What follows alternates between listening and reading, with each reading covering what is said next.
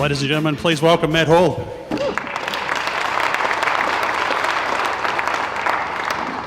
Matt, nice little spread you've got here, mate. I mean, most people would talk about buying an aircraft. If you're like me, I'm perpetually always talking about buying an aircraft. And here you've bought an airport. Yeah, it's pretty cool. So first of all, welcome to everyone. It's great to have everyone here. And hands up if you flew in today. How cool is that? I woke up this morning and was a little bit nervous because it is a challenging runway. I'm sure everyone who flew in rolled out on final and went, "Whoa, geez, that's I've got to stop on that." And it is one of those runways that you look at and you go, "Wow, this is going to be challenging." And here goes one of my planes now. It's all good. But I also realised this morning that the runway's 60 years old next year, and I expect this is the most number of aircraft that have been on this field at one time in that 60 years, because it's been here for a purpose, and that was Aero Pelican and the Ansett stuff and everything. It was never really, I don't think from my memory, unless anyone else can remember something, I don't think there's ever been a fly-in here. So it's a great first step, and I'm, as Baz mentioned earlier, I'm actually quite excited that we turn this into an annual event.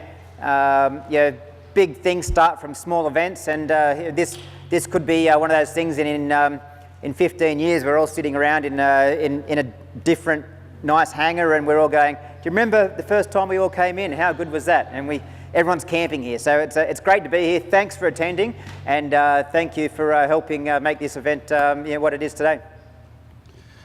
Matt, before we go and talk about the Red Bull Air Race, I said when we opened before about positivity in aviation, and you, I think, whether by accident or by design, sort of fell into becoming one of Australia's leading ambassadors for aviation.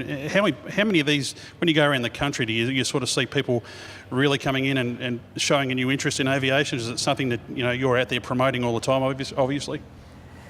Yeah, the aviation to me, it's fairly important. Obviously, I've spent my whole life in aviation since I was knee high, with my dad, and then Air Force, and doing what I do now. And I'm very motivated to try and encourage aviation upon the young and the old. I'm always encouraging the young that it's there are cheaper ways to get into aviation. You don't have to be rich, and you don't have to be well off to start flying. And on the other hand, I talk to the older generation and say, you're never too old to learn to fly. So it's one of the things I concentrate on, is being an ambassador for aviation. Whenever I'm on, I have a public image now, and I get on TV a reasonable amount, and every time I'm on TV, my core message is get into aviation. It's a fantastic thing, and so I'd like to think that when I travel around Australia and around the world, in fact, and I talk about aviation, I like to believe that I am having an effect to try to encourage people into aviation, and I do believe it's working. I think that there is a bit of a groundswell happening from the younger generation getting back into aviation. I think aviation is sexy and romantic and all those things, and hopefully that's coming across, that there's a lot of different avenues for aviation, and case in point, the Australian National Aerobatic Competition is on at the moment, and it's got the biggest turnout we've ever had for the Australian aerobatic community. So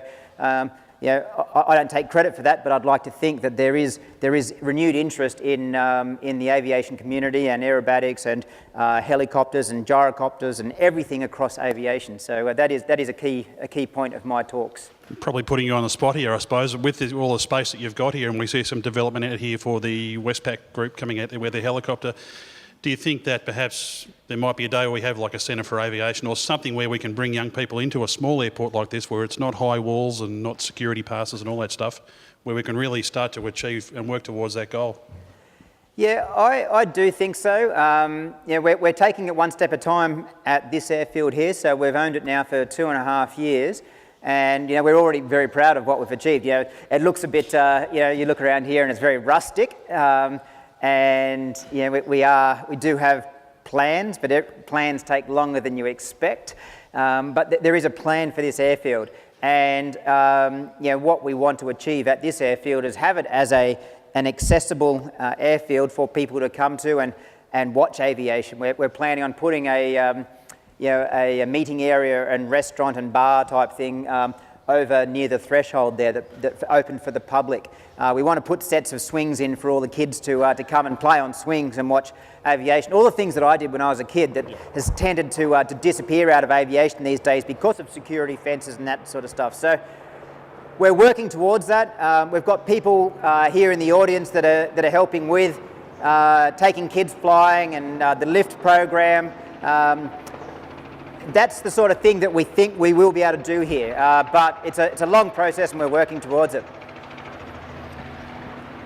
Well, a little bit of noise in the background there, but we'll push on. Now tell us about the new addition to the fleet here, the Comanche.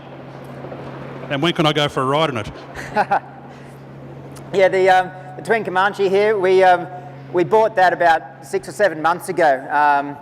The reason being, I keep buying aircraft for myself to use as transport. I spend a lot of time moving around Australia and doing things, and I catch a lot of airlines, and every time I'm catching an airline I go, that's it, I'm buying a plane that I can use to get myself somewhere. And I've had the race plane here at times, and I've had the extra, and we've got a Super Cub next door, and but every time we get something it ends up being used for other things, for the business.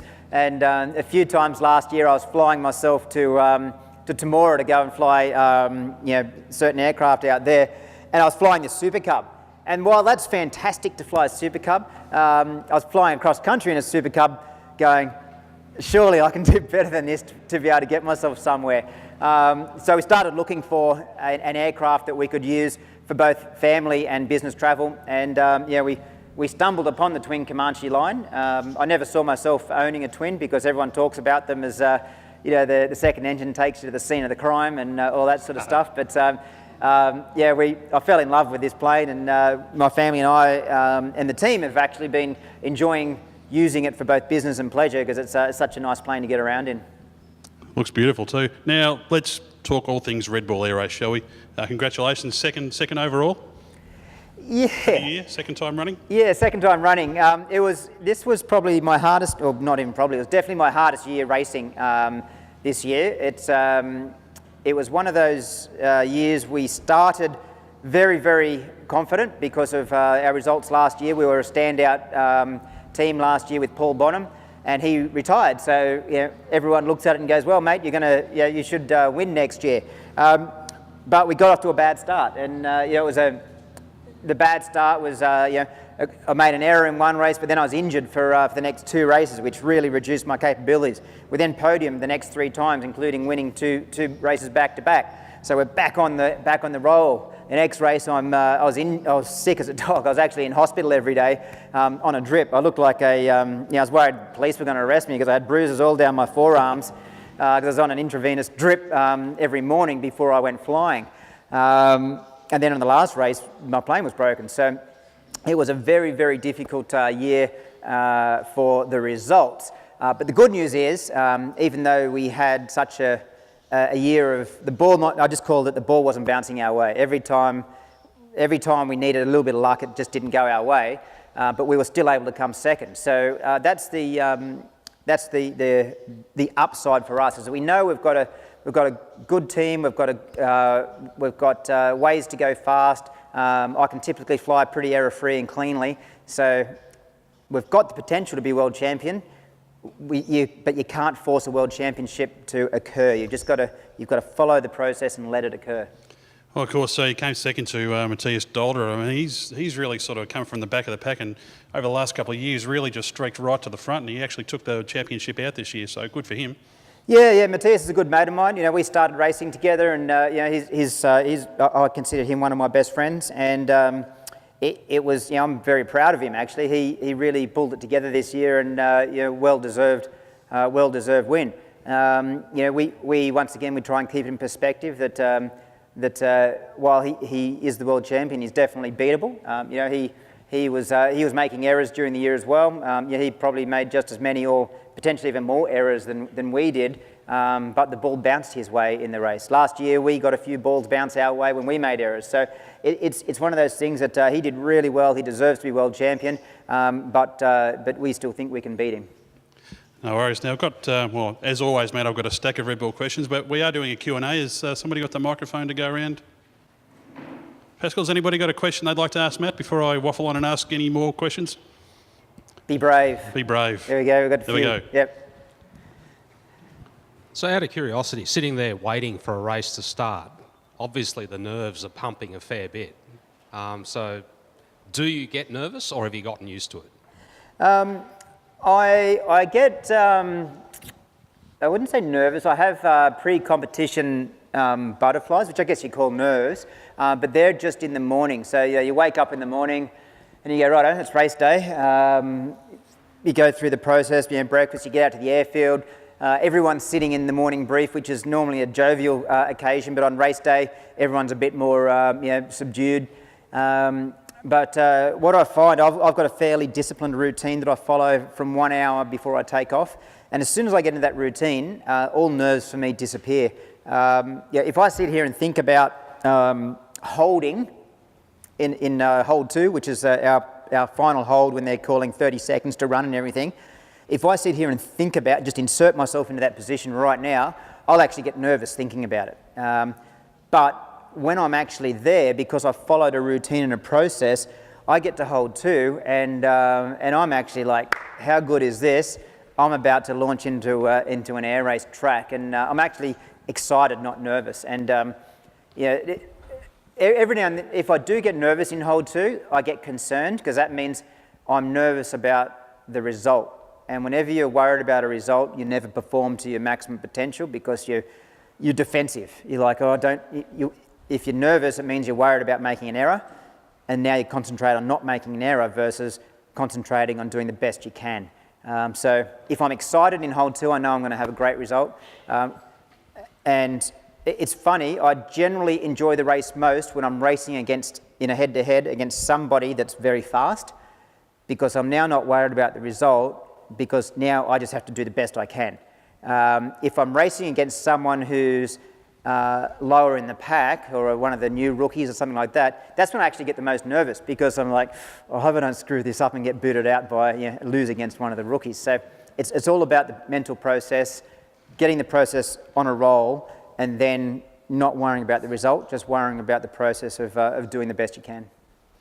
And I've been lucky enough to go to a number of the Red Bull air races, and particularly when you get the media pass, you can get right down with the pilots, and it's always interesting to watch them visualising and walking around and doing all this sort of stuff. I don't notice. Do you do that sort of stuff? I don't think I've noticed you doing. I know Pete McLeod and a lot of those guys do it. I do a huge amount of that actually, but I do it in a different way to the other guys. So the other guys, they put cans out and walk around them and everything. I do it just, the majority of it, just completely sitting down and close my eyes. And once again, I'll do it to my entire routine. So yes, you see some guys, I'll just be standing there and they go, right, I'm entering the track and I do this. I'll actually sit down and go, right, okay, I'm starting the engine, I've caught the engine, I'm bringing the mixture up, I'm bringing the boost pump back on again, I'm turning the helmet on, and then I'll go through the whole flight, and it'll take me 20 minutes. But what that does, once again, it reinforces the routine in my head, so that an hour later, when I get in the plane and start it, it's like, it's just another flight. I did this an hour ago. So my visualization technique is different to most of the pilots. I'll still go for a quick walk through the track, but I'll do it very, very rapidly. I'll actually do, my walk through the track will be as fast as I can time-wise. So I'll try and get through the track in maybe 7 or 8 seconds. Because what that does is it means that I am making sure that even under massive time pressure, I still know exactly what I have to do, and I'm not concentrating on the details when I do that. It's very much like something you'd see, I think, if you were going to a Formula One race. You see the pilots there, or even the Formula One drivers are sitting there. Most of them have got their iPod in, haven't they, and listening to music or doing whatever they take to relax, it seems. Yeah, very much so. It's called sports psychology. Everyone these days in motorsport, any sort of sport, you see swimmers walking up and waving, and they've got their earphones in. And it's just routine. What are people listening to? It's whatever makes them happy. You're really trying to, some people want to get up on the on the starting blocks fired up. You look at some of the most successful athletes. Usain Bolt springs to mind. He's up there and he's trying to be excited. He's trying to be like, yeah, how good is this? I'm about to run a race, and that's what he's trying to do. And he'll be listening to music that's fun and exciting. And that's typically the mood you want to be in. So the Formula One guys, it's different between a running sprint like Usain does and what I do, because you do have to keep in your mind that this is dangerous. Usain pulls a hammy. It can be different for me. So you've got to keep in your mind that I need to be very focused of the fact I'm doing aviation at a very low level, right on the limit at very high G, but you still want to be in that fun mood that, hey, it's just a sport and I can't wait to do my sport. Do we have another question from the audience? Just over the back here, Pascal. Now they're coming thick and fast. Now they're coming. Hi Matt, and thanks very much for inviting us to the field. It's great flying this morning. I can't remember who it was, but an aircraft was damaged by holding in rain. I think it might have been Paul Bonham. I can't quite recall. How critical is to the aerodynamics of the aircraft is the paint scheme, and the little bit of paint that was peeling off the wing because of that? Would that have had a major effect on the way the aircraft flew? Yeah, so a good question actually. The more we learn about these aircraft, the more we realise how critical a very smooth leading edge is.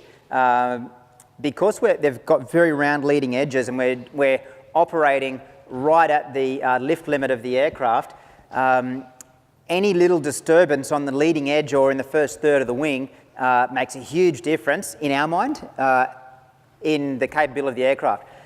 Now, if you're just flying around and you wouldn't notice it, you're not really going to notice it at the top end speed either. But what it is when we're in a turn, we're flying on the stall at 30 feet.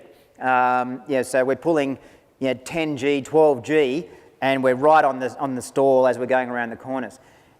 If you've got a slight disturbance on the leading edge, the aircraft will stall 1 knot, 2 knots earlier, and the pilot should feel it and back off because you'll still get the same feelings, but it will affect the turn radius and turn rate of the aircraft. We've had a few really graphic demonstrations of this that when we were racing in Abu Dhabi last year. We've got a couple of little, we just had a little blemish on the wing and just a little nick in the paint or something like that. And but there was a dust storm had just gone through, and then we went and raced. So there was, if you've ever been to the Middle East, the dust is it's like talcum powder. It just gets on everything. When I landed, there was a V of clear paint from that little scratch in the paint, where the air had been separating off the wing right from that little scratch on the paint. So it demonstrated to us that I wasn't producing any lift on that part of the wing. So I'm losing performance just from, you could just feel it. So it's an important part. His plane wasn't dangerous when Paul raced. If he had a race, it wasn't dangerous, because he'll fly the plane still by feel, but he would have lost performance. And we're talking, we're measuring now to 1,000th of a second. So it will make a difference. I think that's critical too, isn't it? Because a couple of years ago they went to standardising the engine, so everybody's basically running the same power plant. So what other tweaks can you make? Aerodynamics obviously is the big thing.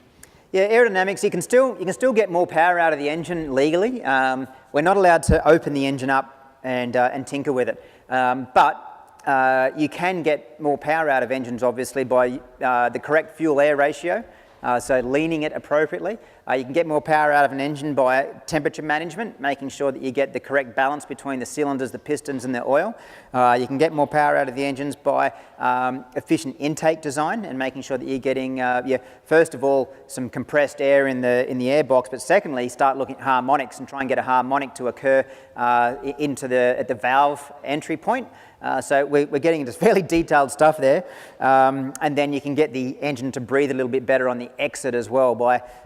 We're not allowed to officially touch the exhaust, but you can look at how it's being pointed or how the air's being scooped out past the back end of the exhaust to try and draw the exhaust out with airflow. So we can actually get more power even though it's a standardised engine. Apart from that, we can do things to the airframe as well. Any mod we do to the aircraft, from intake design through to aerodynamic designs, has to be approved by the air race. We've got a set of rules that's growing in depth, that's like any motorsport, that the rules come a year after somebody went, I've got a great idea, and they strap it on and they go, we wish you hadn't have done that, but it's in the doesn't say you can't in the rules, so the next year there's a rule that says you can't do that. But even so, I still have to get permission for every mod I do to keep it safe, so that we don't get things like, oh, I'm going to save weight by drilling some holes in the main spar. They're like, no, you're not. So it's being regulated very well for safety, also for the competition side, because a race is boring if it's just one person miles out the front. And I think the race is actually getting more and more exciting as time goes on, because we are containing the performance spectrum quite tightly, that we are all racing within, the top half of the field's racing within a second, and quite often we're racing, if someone's 0.2 of a second ahead of me, I'm depressed. So it's very, very tight racing because of those modification guidelines. And going with that too, I know you guys have put a lot of work over the last couple of years into getting real-time telemetry coming out of the aircraft. So can you tell us a bit about what data is streaming out of the aircraft and what you do with that data when you get it? Yeah, so there's two different directions of the telemetry that we're doing. We've got the air race telemetry, and that's the real-time stuff that's going into the TV to show where we're at. And it's also going into the control room so that they know if they have to knock us out off the track because we've exceeded a parameter. Typically the one that everyone sees is an over-G. We've also got the overspeed limits on start, but they also have temperature monitoring of our engine. If we're getting an over-temp in the engine, they will kick us out of the track and disqualify us as well, because they're seeing what we're doing there. So, and then obviously we've got all the HD footage is going out to the world live from our aircraft. So there's a huge amount of that stuff going out live. All of our position is tracked through a hybrid GPS system that's using ground stations as well to map out position, so that when we're inverted and pulling down, it's tracking where we're at. It's also got basically a laser ring gyro in there as well that's compensating with the GPS. So it's quite actually an amazing system they've built for us. And then at every gate, they've got laser beam scanning at every single gate we go through, so that they get actual times of when we break the laser beam. That is our gate time, and that's how they're currently measuring to a 10,000th of a second at each gate, and we quite often revert to a 1,000th of a second to see how the result is. On top of that, the other stream we have is our own personal telemetry. So one of my team members, Peter Wiesenbeek, he's down in Melbourne, and he's developed his own telemetry system. He was an F1 data collection guy, and he was working for Fernando Alonso when he was world champion. And he's taken all of that knowledge he has about data gathering and telemetry, and he's built a system for our aircraft. So he's at the race. We don't send that live at the time, but what it does, it's recording onto a data stick. As soon as we land, if you see it on TV, as soon as we land, we've got people reaching over me while I'm unstrapping and pulling stuff out of the aircraft on a data stick.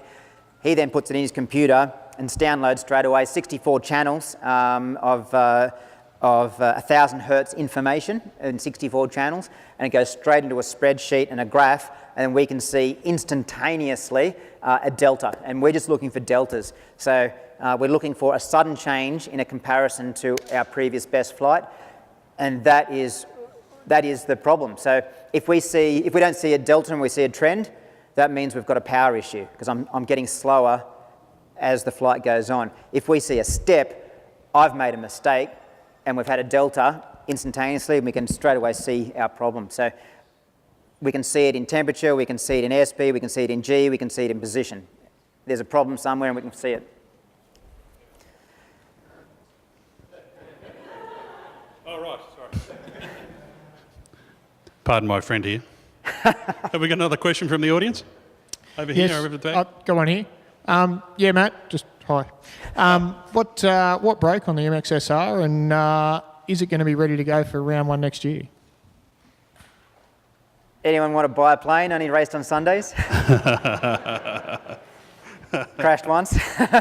Okay, so what happened with the MXS?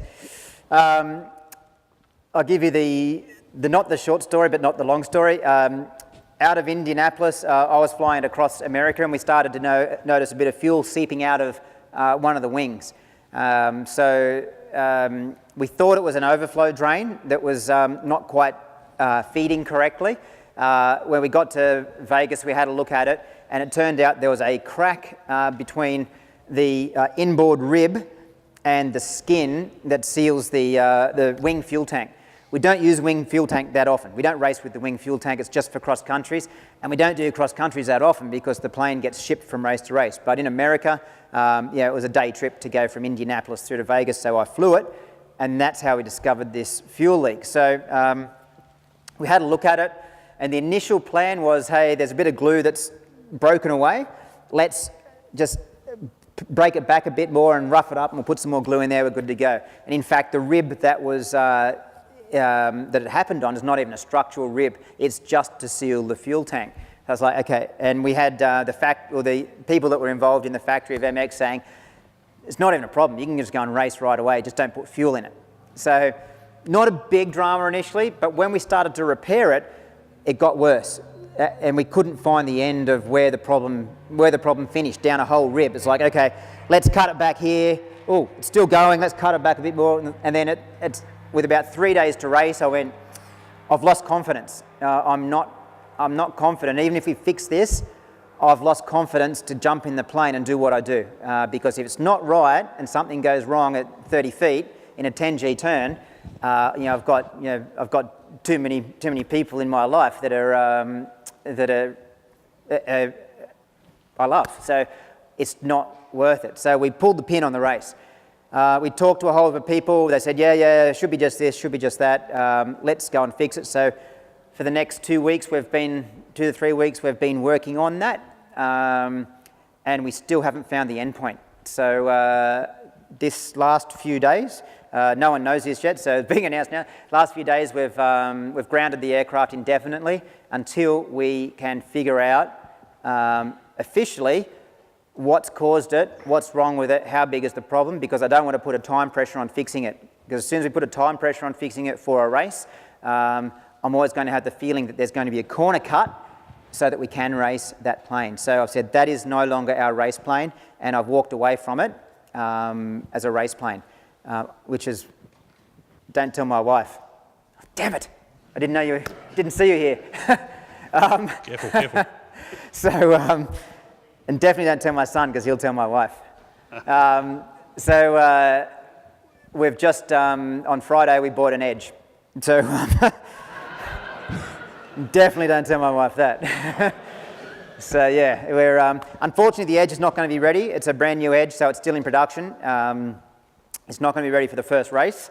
So our life is fairly complex at the moment, and we're currently working on a solution to have a competitive aircraft available for us to use for the first race or two next year, prior to our new race plane coming into the field fast. How does that stack up for us next year? It's not an ideal start for us. How am I going to go on an Edge? I don't know. I've never really flown one before. I've done 15 minutes in one once a long time ago. But I look at everyone else flying them and go, well, they're obviously pretty fast. And I think I fly the planes, I'll look at some of the guys getting fast times and look at how they're flying it and go, wow, if I flew it as smoothly as I do, maybe I'll go even faster. So we're hopeful I'll jump in an Edge and I'll be fast in it. Even if we can't get great results initially next year, because I'm learning the whole team's learning how to perform and use the aircraft to its maximum potential. There's nothing saying we can't do just as well as this year, because this year, the first three races were almost a write-off for us. I think I had a total of 9 or 10 points after the first three races. So if we can do better than that, we're in a better position than we were this last year.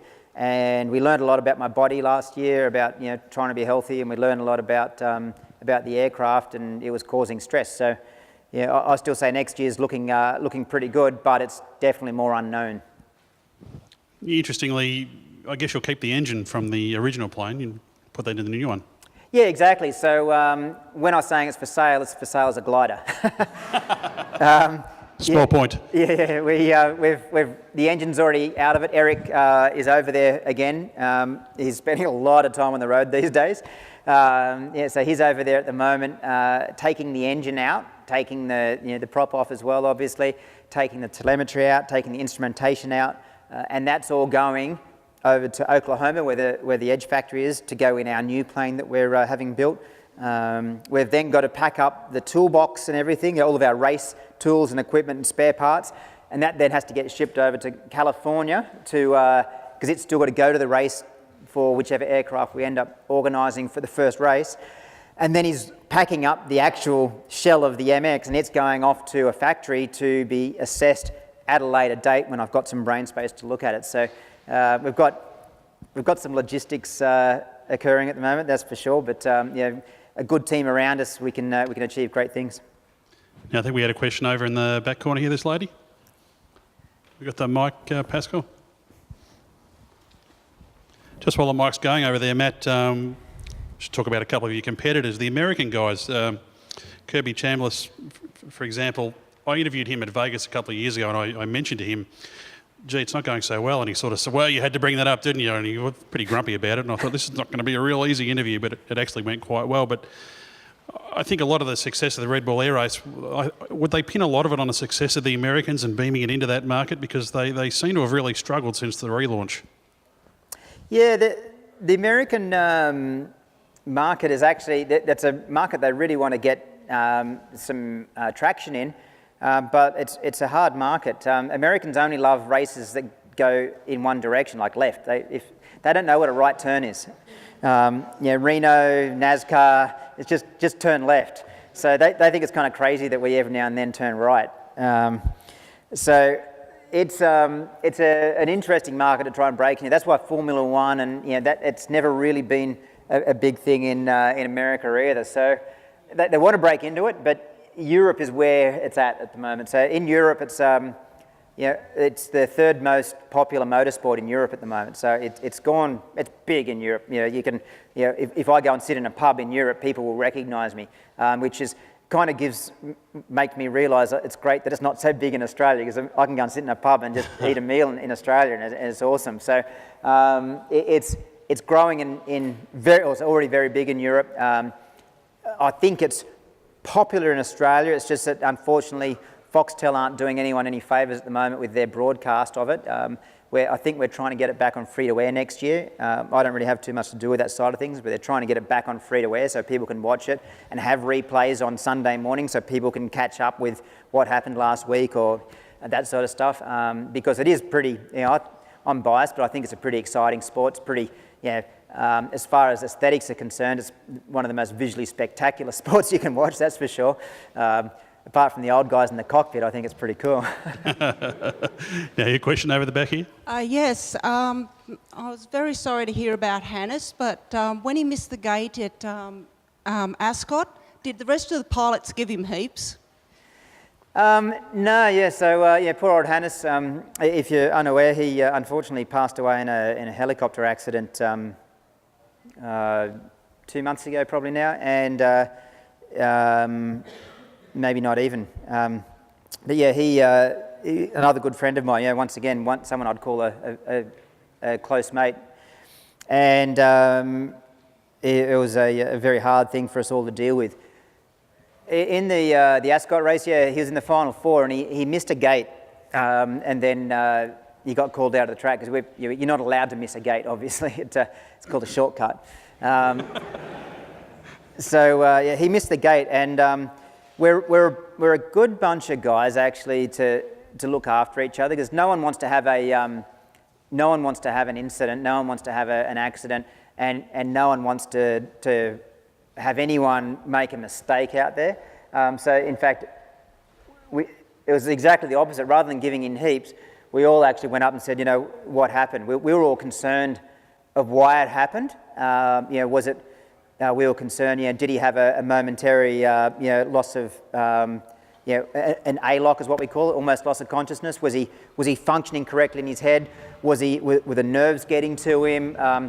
Is he sick? So we all were, we go up and make sure that someone's all right, and we try and find out what went wrong, because we're in an environment where mistakes aren't a good thing. And so if someone makes a mistake, we don't point and laugh. We actually go up and say, why did that happen? So, and that's why, it's a really nice bunch of people we race with. And when I had an accident in 2010, and I was concerned that everyone was going to either point fingers at me or blame me, and I was amazed to see the pilots. They rallied around me and defended me against anyone who said, you crashed a plane. They're like, well, you come and do it then. So it's a really, really good bunch of guys. Now, speaking of people in the family of Red Bull Air Race pilots, your good mate Nigel Lamb hanging up the boots. Yeah. Nigel, he's been doing it now for a long time. He turned 60 this year, so it's pretty impressive that he's doing that at 60 years old. I was talking to Nigel later this season, saying, you know what, I'm starting to get concerned that I'm getting old. And he said, I didn't start racing until I was 49. So I'm like, oh geez, I got a way to go yet. So he's a great dude, Nigel. He's one of the reasons I got into racing. He was one of my mentors. He introduced me to the air race. Just a super nice guy. But he's had enough. He's getting tired. He's losing his passion because it is hard work. From the outside, it's very glitzy and glamorous that we travel around the world and race planes. But it's very, very hard work physically, especially for our team with all the travel we do and the jet lag all the time. It's hard mentally for being able to immerse yourself in a world championship where there's a lot of people watching and paying attention. He was ready to retire. So I think he chose the right time to do it, and it's an individual decision. And he's a great dude, and he'll be missed. He's a really nice guy. He comes out here quite often, doesn't he? I've interviewed him a couple of times when he's been out here, not even for the Red Bull Air Race. In fact, a little trade secret, we did an interview with you guys once where we made it out that you were on separate lines and you're actually on separate mobile phones in separate rooms of your house. Yeah, we tried to make it look like... Don't tell anyone I told you that. Nigel's overseas, and he was on the phone, but we were sitting in different rooms in the same... Nigel, how's the weather over there, mate? It's all show business. It's all show business. Do we have any challenges coming up in the Challenger class? Like, they'd be pretty keen to have another Brit in there, I would imagine. Yeah. So we've got a Brit challenger at the moment. Ben Murphy. He was the Red Arrows lead actually. So we're getting some reasonably high-profile people wanting to get involved. He's flying well. I would expect he's probably looking like being one of the earlier, sooner rather than later guys to get moved up, because we went from having two successful Brits being Paul and Nigel, who were always at the top of the pack. We've now got no Brits, and we've got 4 French, I think. It's just getting out of control, bloody French. So I expect Ben will be moving up pretty soon, actually. We need another Aussie in the field. Yeah, for sure. Well, that's one of the aims we've got is... I'm currently negotiating on behalf of all the pilots the future contracts for the air race, which is a huge workload on me, and I don't know how I end up doing it on the other side of the world. I actually flew to Salzburg for a 2-hour meeting and back again. It's hard work, but what we're trying to set up is that a team ownership model. So at the moment, the air race chooses, okay, you're going to be an air race pilot, and so in the current situation with Nigel, he no longer has any involvement with the air race, and his contract goes to a new pilot who runs his own team. What I'm trying to set up is from now on, I have a race contract, but it's not necessarily me who's flying the plane in the future. So I want to fly the plane, but at some stage I say, okay, I'm overflying the aircraft, but I keep the contract for racing, and I insert a pilot of my choosing, and that's where I want to get another Australian pilot in the training system, so that when I choose to stop racing, we've still got an Australian pilot in the Australian team. So that's the objective at the moment. I think that's the next step of the longevity of the air race, turning it into the fully fledged, fully developed motorsport in the future. Now, do we have any more questions from the audience? Over the back? What's with the propeller overspeed some of the competitors have? There's not much talk about it on telly. Yeah. It's a technical thing, or someone's going to think that's with coal water. What's going on there? Yeah, so we had a few disqualifications this year for propeller overspeeds. Now, we've always had a rule in there about you can't exceed a certain RPM in the air race, but they weren't policing it. And we actually, our team, we developed a... I'll just wait for this noisy plane to take off. Who invited the noisy aerobatic planes with Matt Hall written on the side? Not a bad advert. Now, if you'd like to do that, you can... MattHallRacing.com. There. Kate, put your hand up, give a wave. So we always had the limit, and my team did a great job designing, because the limit was there, we designed an electronic system that sat between the normal propeller controller that I use in the cockpit, the vernier type thing that most pilots are used to, which is, you can control them within 50 RPM. But we wanted to run as high RPM as possible, but not overspeed because it's a DQ. So we put in an electronic thing that taps our telemetry and then controls the RPM at 100 hertz. So it's very rapidly moving in there with filters, and we control the RPM to probably about a 2 or 3 RPM range. So we invested a lot of money to make sure we were following the rules. The air race then got their own telemetry sorted out and went, righto, we're now enforcing it, but there were other teams that hadn't put the same effort in to make sure they weren't breaking the rules in the first place. So as soon as they started enforcing it, guys were getting caught and kicked out for DQ. The reason they make it a DQ is because it's a safety thing. You're breaking a manufacturer's limit on an engine, and so if you do that, it's not good and you're out. So there were a lot of pilots that kicked and screamed, but I had no sympathy for them because if you put the effort in, you follow the rules. We had the rule there for 12 months prior. We adopted the rule straight away and put a system in place so we didn't break the rule, even though it wasn't being monitored. So when the guys got caught out when they started monitoring it, our opinion on that was, well, you know what, you had 12 months lead time to sort it out, so stop complaining and get on with the job. A bit similar to the over G, wasn't it? A lot of pilots used to sort of spike up to 12 Gs and all this sort of stuff, and took them a while to get used to that too. Exactly. So the 12 G limit's been there for 3 years, but once again, they only started really enforcing that this year. And oh, by the way, all of a sudden, at first race in Abu Dhabi, huge amount of people got kicked out for over G. Once again, I actually had my first over G this year, even though they weren't enforcing it in the previous years. I actually had my first on our own telemetry over G this year, but we had some reasonably valid reasons. Yeah, it's not an excuse, but that's where we'd change things because of my injuries. We'd change my setup, knowing that was a risk. But a lot of the pilots, they were used to just pulling as hard as they could because they never do anything about it. Guess what? Once again, you have to change your flying style now because they are doing something about it. Okay, we've got time for 1 or 2 more questions. Anybody else got another question for Matt? Physical preparation, lean, mean fighting machine. Did anyone see me eating pancakes this morning for breakfast? Yeah, I've got to be careful what I say here because my wife and son are there going, now he's telling lies. So I have a personal trainer, like a physical personal trainer, and I have a sports psychologist. We put a lot of effort into it. I do suffer a lot physically. I think most of it's because I've spent 20 years flying jet fighters as well. So my body's already worn out from G. I'm kind of, all of my peers in the Air Force are now group captains and air commodores, and there's a reason they stopped them flying when they're group captains and air commodores is because they're already worn out. And I've gone from being that sort of peer to all of a sudden smashing my body even harder. So we put a lot of effort into my body to keep it strong.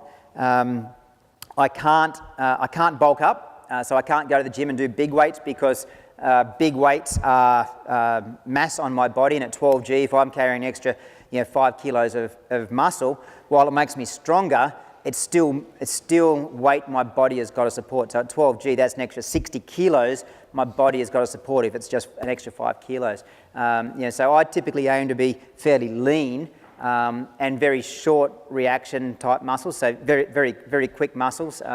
Shadow boxing, a lot of Pilates for core strength. I've got a very inflexible body, but I'm always working on my stretching. Once again, the airline travel is a massive problem for me because even though I do travel business class, it's still dehydrating. If you fall asleep, or you try and fall asleep on the airline, but your head will be kinked, and then you wake up and you're a bit sore, and then the next day I jump in a plane and pull 12 G. So I do most of my injuries in the first day or two of flying at a race. because that's when I'm still not quite limber from the travel, probably is not even hydrated correctly, and then I jump in the plane and can injure myself. And that's what happened at the start of this year. I was just constantly re-injuring myself, and it was hard work. Luckily at the race we've got a great medical support team now that's there full time. So we've got a doctor, an osteopath, and a safety management expert, and they're always working with us to get us in the cockpit. Hence, you know, as I said, I was on a drip before I flew, and everyone goes, "That's really pushing it," and it was, but it's actually being done with a medical team assessing me and looking at me, and then eyeballing me before I get in the cockpit to make sure that I'm alert, taking my vitals and go, right, we're clearing you to fly, but it's your decision. So it's a lot of work to get in the cockpit at the end of the day, because we are smashing ourselves out there in the racetrack. Okay, and one more question? Oh, we've got 3 more questions. All right, we'll take 3. Just a quick one. I know you don't do it very often, but when you clip the towers, how does that feel in the aircraft? We like to call them pylons, not towers. Yeah, so it depends on how you hit it. You want to hit them at 1G wings level if possible, because otherwise they'll load the aircraft up. I hit a total of 4 pylons in the whole season this year, which is pretty damn good. You know, some people hit 30 or 40 over the season in training and everything. So I hit 4 in total for the whole season in training, and 3 of them were straight and level impacts. And for those ones, you hear it. It's like a shotgun going off, because they're very high pressure. They're about 80 psi. And the reason they're so highly pressurised is so that if you just nudge it, it's like the straw thing. When you're a kid, you know, you wind the straw up and you flick it and it explodes. It's like that. It's so highly pressurised that as soon as you nudge it with the wing, it just pops and it blows off. And the reason is so it disintegrates and it doesn't grab you and try and slew you away. So you hear it, you just hear the bang, and you're like. I had a reasonably spectacular one that required a slight investigation in Budapest in training. They had a funny chicane in Budapest where they offset it quite a way, and there was a massive crosswind, and as I was coming out of the chicane I rolled, because what most people don't know is when you go through the chicane you're doing it blind, because we're sitting very low in the cockpit and you've got to pull past the pylon and then reverse. So you see the pylon out there and you go past this one, you see the next one, you pull past it completely blind to the pylon, and the first time you see it is when you reverse. So it's actually quite challenging that you go, there it is, and you go over here, and it's kind of like you open your eyes and go, I'm either too far away or sometimes you're too close. And when there's a big wind here and I went, oh, I'm too close, so all you can do then is you sort of hold, and then you try and roll your wing around, and you'll see some guys, they'll pause and then they'll just try and roll their wing around the pylon. I tried to do that, but while you're doing that you have to keep a little bit of G on the aircraft so that you don't fall out of the sky, and I caught it with my bottom wing. And now what happens is the earlier question about what's the effect of a disruption on the wing. If you put pylon on it, it's a massive disruption, and so what it did is it rolled me on my back, which I've had before, and pulled me down towards the water. So that's once again your pilot skills just kick in, and you use all the rudder, and you just do what you've got to do. Who knows what controls you put in? You bring the plane upright and start a climb. So with things like that, you definitely know you've hit a pylon, because the aircraft is behaving very badly until the fabric leaves. And that particular one, the fabric left probably 20 seconds later, but yeah, you'd notice it, that's for sure. No worries. We had a couple more here. Before the break, we had Red Bull at Perth. Do you see the Red Bull Air race coming back to Australia in the future? Hey, listen, buddy, that was my last question. All right. Yeah, so is the race coming back to Australia? I would like to think so. It's the air race wants to come back to Australia. I think Australians want the air race in Australia. What we have to do is find a city that has the backing of the government to bring the air race back to Australia. Now, one of the problems we're having in Australia at the moment, there's been about 4 false starts for getting a race in Australia, and what it's coming down to is that the the race used to be basically free, provide some service and everything like that. Now the race is a full-blown motorsport. The city has to pay for the race to come. They have to buy the race in, sort of like Formula One. It's very hard in Australia at the moment to get any sort of government to fund an event, because it's like, public spending public money, what's the benefit and everything. So the business case is there, because all the cities in the world, they write a report after the race, and the average is a 30 million euro income to the city whenever we have a race, from all of the tourism and the exposure and ongoing exposure. So the business case is there. It's just getting someone in Australia to sign off. So we've had a proposal here for Lake Macquarie. We've had a proposal for in Sydney. We've had 2 proposals in for Melbourne. We've got one for Canberra and one for the Gold Coast. So they're in. It's just waiting for a government to go, yes, we're prepared to sign off on that. It's a shame Perth didn't bring it back, because that was a beautiful location right there on the river. Beautiful location at Perth for a race. There goes my plane again. Beautiful location for a race. Unfortunately, West Australian government ran out of money when the mining backed off. That's a shame. And the gentleman in the orange hat here? Most pilots flying crews, and they take decisions as a group and make good decisions that way. For recreational pilots who maintain and fly on their own, what's the best self-talk or message that you should have inside you, or you use in your experience, that has been fundamental to safety in flying? That's a good question. So there's basically, the question is, so most planes fly around as crewed aircraft to make decisions. So you've got someone to bounce the ideas off. When you're flying on your own, how do you keep yourself in check for making the correct decision?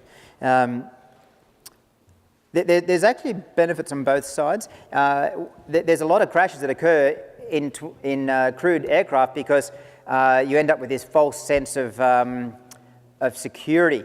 Here's a scenario. So you're flying along, you're the co-pilot, and you're flying somewhere that you're uncomfortable with, but you're going, oh, I'm glad he's here, because he knows what he's doing. And the pilot's in there going, I'm not real happy being here, but he hasn't said anything, so I'll keep going. So you can snowball yourself as a crew. So you need to be very disciplined as a crew to make sure that you're not doing that. So in some ways, being a single pilot, you go, you know what, I'm not comfortable, and so I'm just turning around going home. Now, what I tell people when I've crashed a plane in, was it a crash or an incident? In Canada? Yeah. I think it was a good recovery. A good recovery, yeah. So, I don't know, a crash generally involves full stop, doesn't it? So we'll call it an incident, a touch and go. But I've been there. I've made mistakes in aviation, and had incidents. And what I'm getting better at as I get older is re-understanding that aviation is not a natural thing for human beings. And I now work on the philosophy that if I'm smiling while I'm airborne, I better have a quick look at myself and decide, does that mean I'm too relaxed? Am I enjoying it too much? Because I'm all for enjoying aviation, but what I'm really preaching to people now is, I think hangar talk and bar talk's really important, because that's when you relive the experience and go, how amazing was that? Because when you're in the air, there always should be, the words I use, a sense of chronic unease, that you're just always there going, this is really cool, but something's about to reach out and get me. So you've always got that feeling of impending doom, just a little bit. You're very confident you can get the job done, but you've always got that little thing that's saying, something's going to try and get me in the very near future. So that's, I think, a good mentality to keep when you're a single pilot, is to go, there's something around the corner that I haven't seen yet that's trying to get me.